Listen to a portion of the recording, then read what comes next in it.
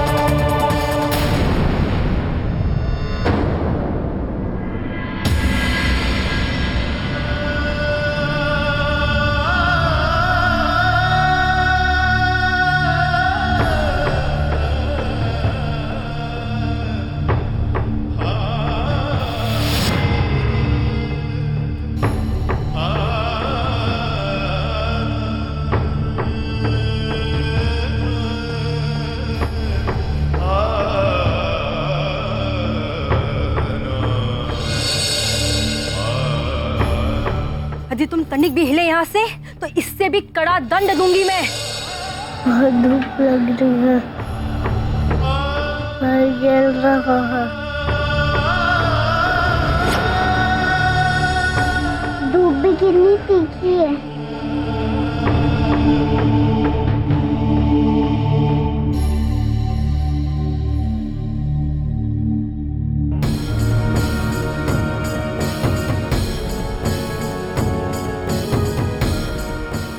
मैं भीतर आने दूंगी तुम्हें, यदि तुम कान पकड़कर वचन दो कि आज के बाद तुम भिक्षा मांगने नहीं जाओगे।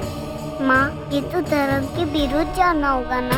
धर्म धर्म धर्म, जाने कैसे मूर्खों वाली पट्टी पड़ा गए तुम्हारे पिता तुम्हें।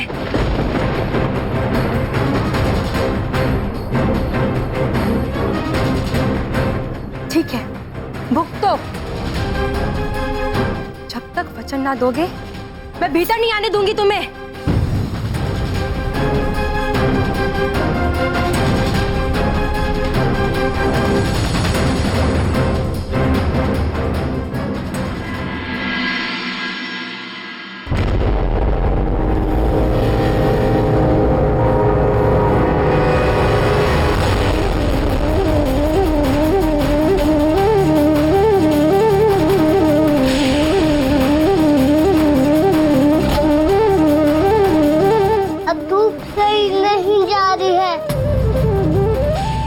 पानी पीना है, पानी चाहिए।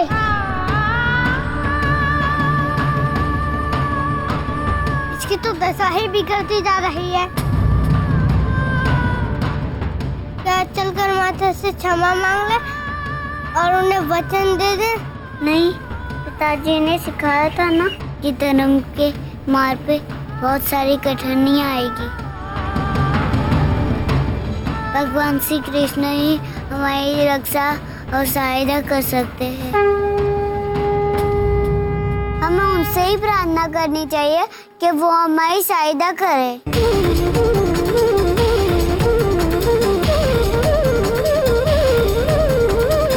हे कृष्ण, हम धर्म का मान नहीं छोड़ना चाहते। पिताजी की बात मान हम डटे रहना चाहते हैं, किंतु ये कड़ी धूप हम सही नहीं जा रही। हम क्या करें प्रभु, हमारी सहायता करो। हमारे पिताजी कहते हैं कि सच्चे मन से आपको पुकारूं तो आप अवश्य सहायता कर जाते हैं। हे कृष्ण, हमारी सहायता करो प्रभु।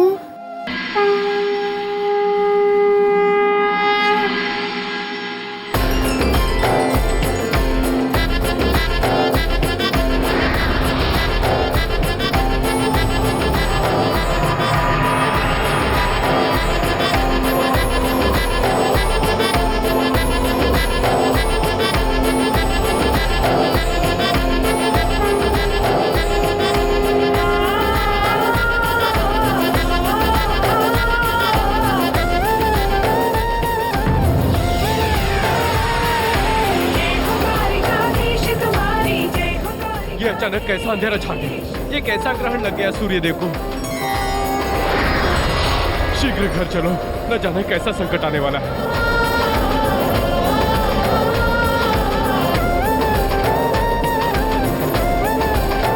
ये क्या हो रहा है? कृष्ण, ये किस बात का संकेत है कृष्ण?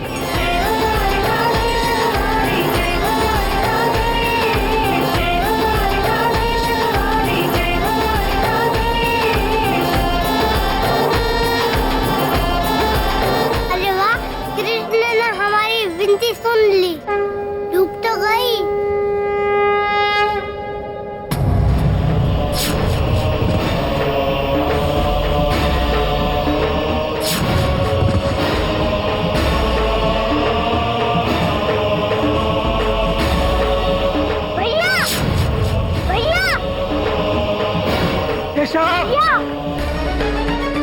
भैया केशव! गोविंद! केशव, क्या हुआ? ये दोनों मूर्छित कैसे हो गए?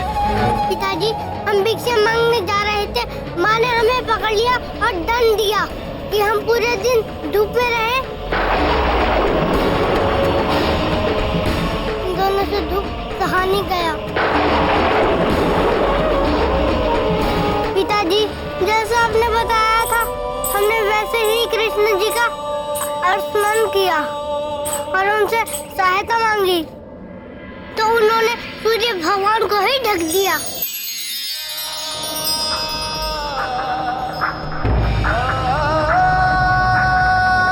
तब तक ये दोनों मूर्छित हो चुके थे।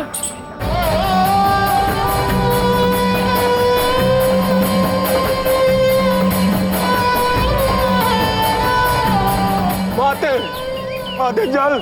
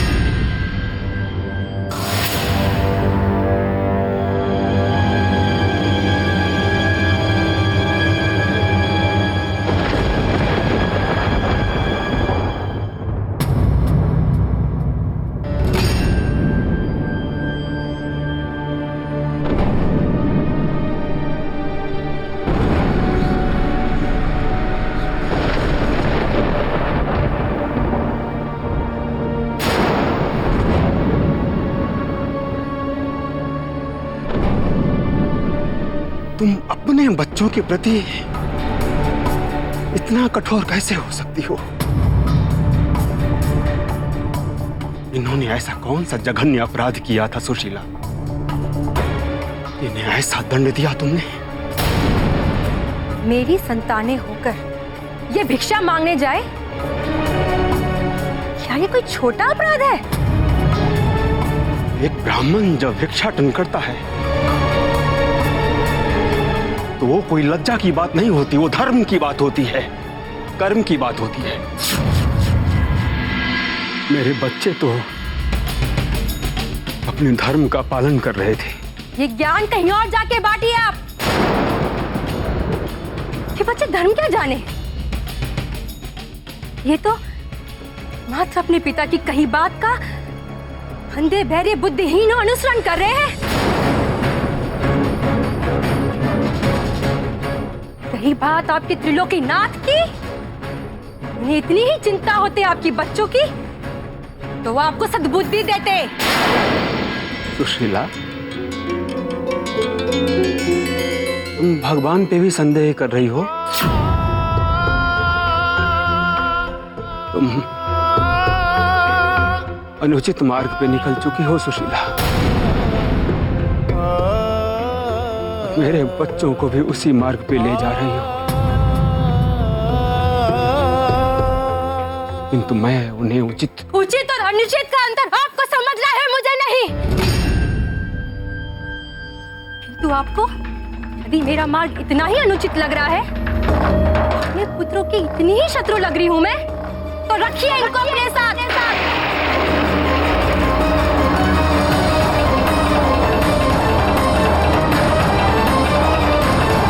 मैं भी तो देखूं कैसे संभालते हैं आप इनको, कैसे पालन पोषण करते हैं इनका। एक दिन में त्रस्त होकर धर्म और ज्ञान भूल जाओगे।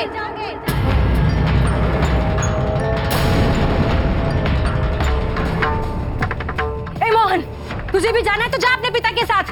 नहीं माता, मुझे तो आप ही के साथ रहना है। पिताजी के साथ जाने पे खाना मिले या ना मिले, मैं यही ठीक हूँ।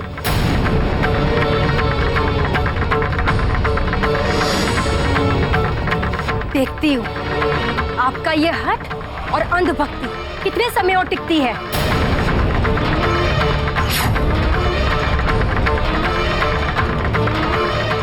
चल मोहन। श्री कृष्ण।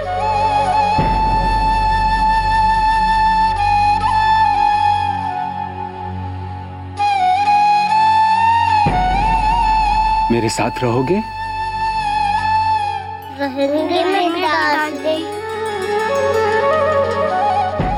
बोलो जय श्री कृष्ण। जय श्री कृष्ण।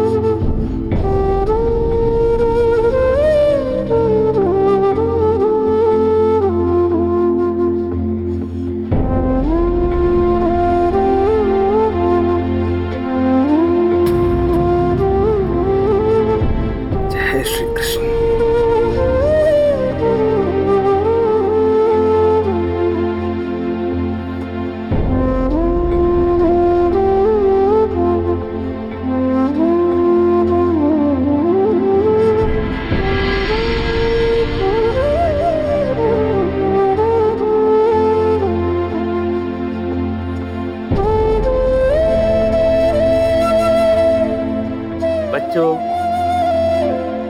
भोजन ग्रहण करो। पहले कृष्ण जी का भोग लगाएंगे, फिर भोजन करेंगे। अवश्य।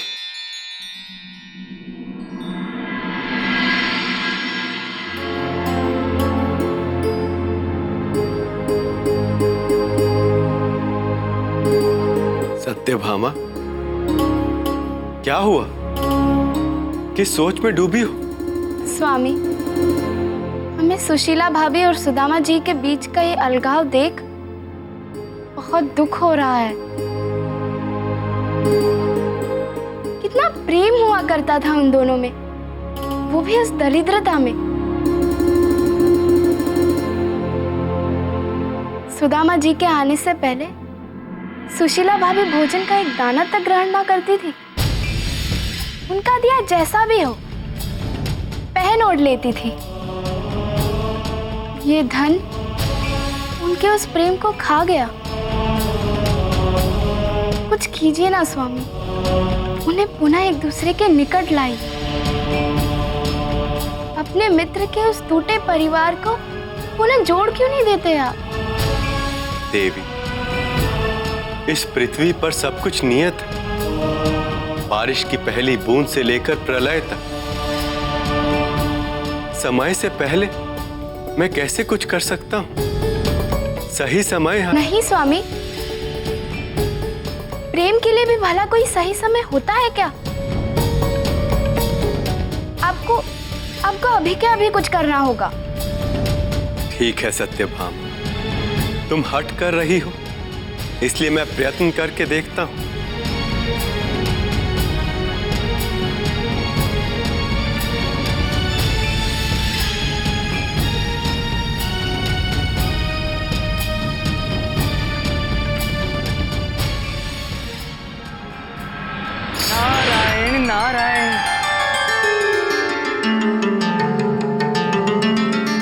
प्रभु।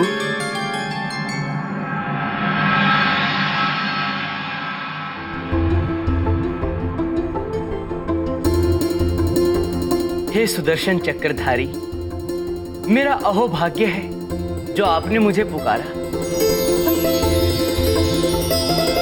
आदेश करें प्रभु। हे देवर्षि, सुदामा और सुशीला भाभी के संबंध ठीक नहीं चल रहे।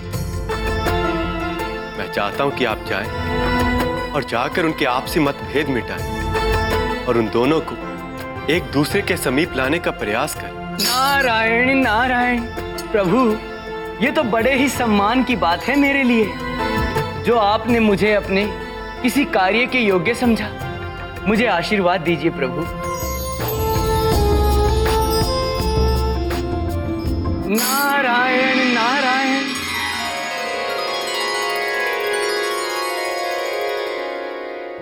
सुदामा जी,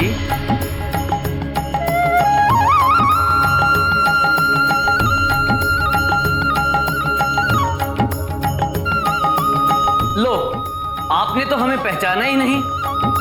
अरे हम देवदत्त हैं, सुशीला के चचेरे भाई।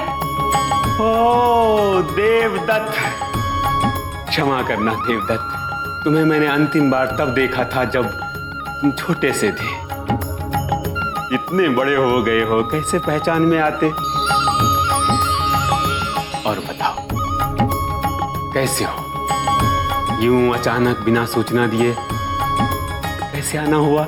अब सुदामा जी, आपसे मिलना हो तो क्या उससे पहले अनुमति पत्र भेजना होगा? बस आपकी याद आई, सोचा मिलाऊं। अच्छा किया देवदत्त, अच्छा किया तुमने। बच्चों, ये तुम्हारे मामा श्री है, इन्हें प्रणाम करो। यशस्वी भव, आयुष्मान भव। देवदत्त, बैठो। आओ।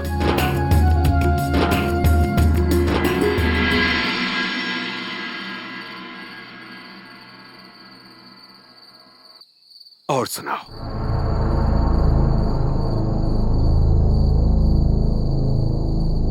सुदामा जी, ये मैं क्या देख रहा हूं? आप बच्चों के साथ यहां इस कुटिया में और वहां दीदी राजभवन में। सुदामा जी, आपकी और आपके परिवार की प्रेम और भक्ति की तो गाथाएं सुनाई जाती है, किंतु आज आपके ही परिवार में ऐसी टूटन। सुदामा जी, यहां आने से पहले मैं दीदी के पास गया था। जैसे ही आपका नाम लिया, उनके नेत्रों से आंसू रुकने का नाम नहीं ले रहे थे। आपके वियोग में तड़प रही हैं। कहने लगी, भैया किस मुंह से बुलाऊं उन्हें और बच्चों को वापस? देखो, घर से आते समय मैं दीदी की पसंद की खाने की कुछ वस्तुएं लेके आया था, पर उन्होंने इनकी तरफ देखा तक नहीं। कहने लगी, भैया ना जाने स्वामी और बच्चों ने कुछ खाया भी है या नहीं। सुदामा जी, मुझे तो लगता है बच्चों बिना एक क्षण नहीं कट रहा उनसे।